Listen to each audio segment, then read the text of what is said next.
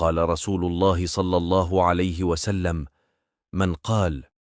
لا إله إلا الله الملك الحق المبين